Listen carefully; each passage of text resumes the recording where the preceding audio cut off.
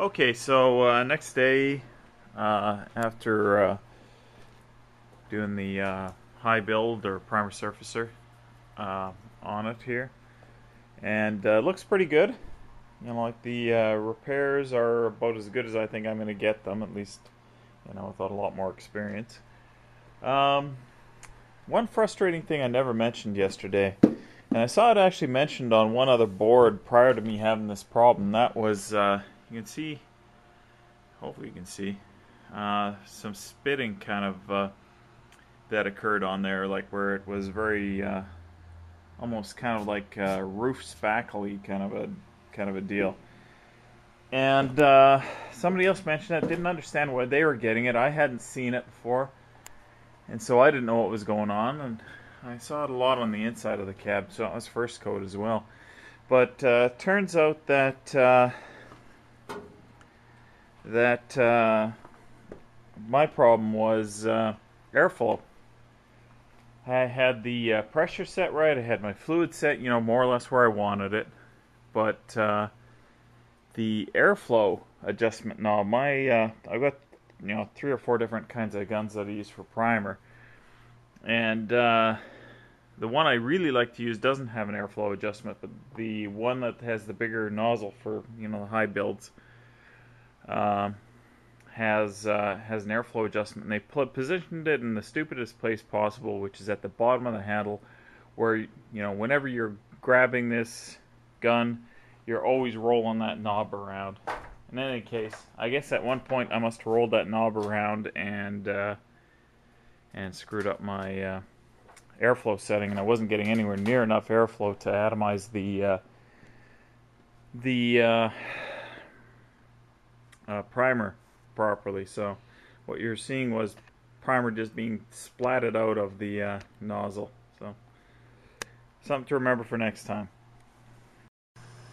Okay, so I've just sanded the cab again inside and out wherever I applied high build, and I think I'm at a stage now where I can hit it with epoxy and that'll be done. I'm just trying to decide if I want to do it now or if I want to do it just before I'm ready to paint this thing. And the problem is that I'm probably running out of warm weather here, which I've said many times again. So anyways, but that was a exhausting experience, especially doing some bits of the inside there and what. And I still have a hood yet to do, and I was hoping to go and at least do a 400 on the front fenders. Those shouldn't have really much in the way of any kind of dents or defects, because those are new ones. So I was hoping I could get those to some kind of stage today. Yeah, the hood sanded. Okay, so I got a coat of epoxy on the cab, and once again, I just have consistent problems with runs. You know, here and on the roof and all. I'm going to have to make sure I adjust my gun to do a lot drier spray.